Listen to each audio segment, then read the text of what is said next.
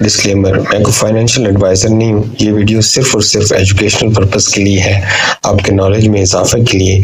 तो जो भी काम करें वो अपनी मर्जी से करें। मैं या मेरा चैनल आपके किसी भी नफ़ा या नुकसान का जिम्मेदार नहीं है। अस्सलाम वालेकुम। जब आप स्पार्टन को ओपन करते हैं और ट्रेडिंग सेंटर में जाते हैं तो यहाँ पे आपको आरएम की जगह जीडीवी नज़र आता है, जिसकी अभी प्राइस $13,706 हो चुकी है। तो क्या ये फ्यूचर का जीएलजीएनएस बन सकता है? फ़िलहाल यहाँ से आप इसको बाय कर सकते हैं यूएसडीटी के साथ, और इसके अलावा आप इसको बाय नहीं कर सकते। यहाँ से बाय हो सकता है। और दूसरा इसको तरीक़ाकार क्या है बाय करने का, बल्कि जो आपको रिवार्ड की सूरत में मिलेगा उसके लिए ये जो आरएम स्टेबिलिटी वॉल्ट है, यहाँ पे अगर आप 500 की स्टेक लगाएंगे, 500 यूएसडीटी बर्न करेंगे तो भी आपको मिल सकता है, और तकरीबन 4% जीडी रिवार्ड मिलता है। लेकिन ये कम ही होगा क्योंकि 4% होगा आपके डॉलर्स की परसेंटेज के हिसाब से। लेकिन ट्रेडिंग सेंटर के अंदर जाके आप उसको बाय कर सकते हैं।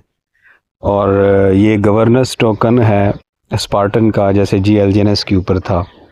इसके अलावा जो अब भी एलजीएनएस के ऊपर मौजूद हैं वहाँ पे भी अपने पोर्टफोलियो को अपने हिसाब से मैनेज करें। और रेट मुसलसल नीचे आ रहा है तो नीचे आता रहेगा, साथ थोड़ी बहुत सेलिंग ज़रूरी है। जो एक्स्ट्रा आपका पड़ा हुआ है उसको आप हफ्ते में या 15 दिन बाद या मंथली सेल करें।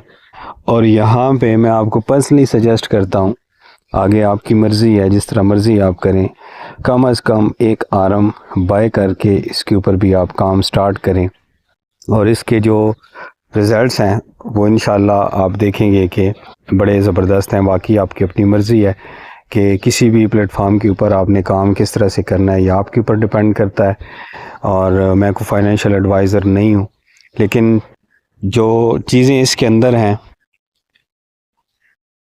जैसे चार्ज इंसेंटिव पूल है, तो ये प्राइस प्रोटेक्शन के लिए है। इसमें बैकअप फंड है जो कि बाइंग और सेलिंग के दौरान, वो सारा एक पिछली वीडियो में बताया था चीज़ें सारी। तो 180 डेज़ की जो स्टेक है वो सबसे बेस्ट है, जिसमें आपको 400% मिलता है। और वो यूएसडीटी की वैल्यू के हिसाब से मिलता है।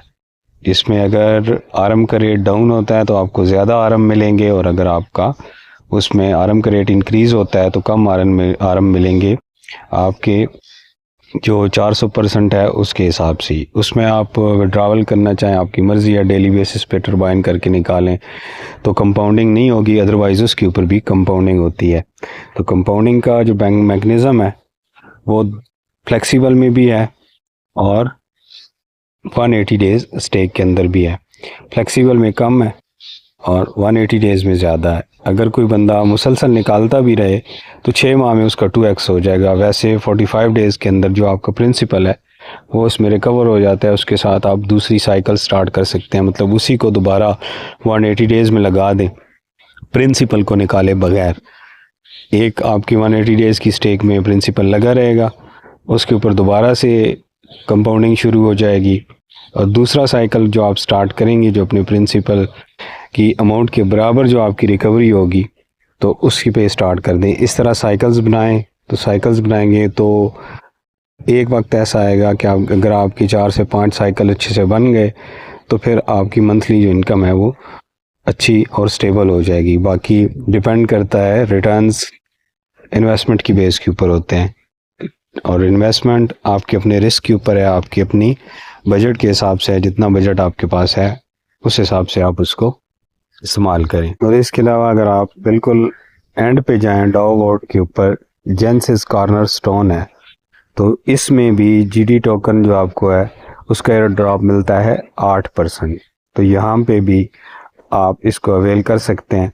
लेकिन अगर आप 360 दिन की स्टेक लगाएं तो वहाँ पे भी मिल जाता है। मैं ये नहीं आपको कह रहा कि आप इसको ज़रूर बाय करें, लेकिन एक जिस तरह हमने GLGNS का देखा था कि उसकी कीमत $1,60,000 तक पहुंच गई थी, तो अभी इसका जो रेट चल रहा है वो 13,000 समथिंग है जैसे आपको दिखाया। तो ये भी एक फ्यूचर का GLGNS बन सकता है। तो अगर कोई इससे फ़ायदा उठाना चाहे तो जो उसके पास बजट है उस हिसाब से इसको बाय करना चाहे तो कर सकता है। फ़िलहाल ये वॉलेट के अंदर नहीं है, यहाँ आपको अंदर से ही मिलेगा और यहीं पे आपकी अमाउंट शो होगी। तो इंतज़ार भी कर सकते हैं, वैसे कुछ डॉलर्स का बाय करना चाहें तो बाय कर सकते हैं, आपकी अपनी मर्ज़ी के ऊपर है कि आप किस तरह से करते हैं।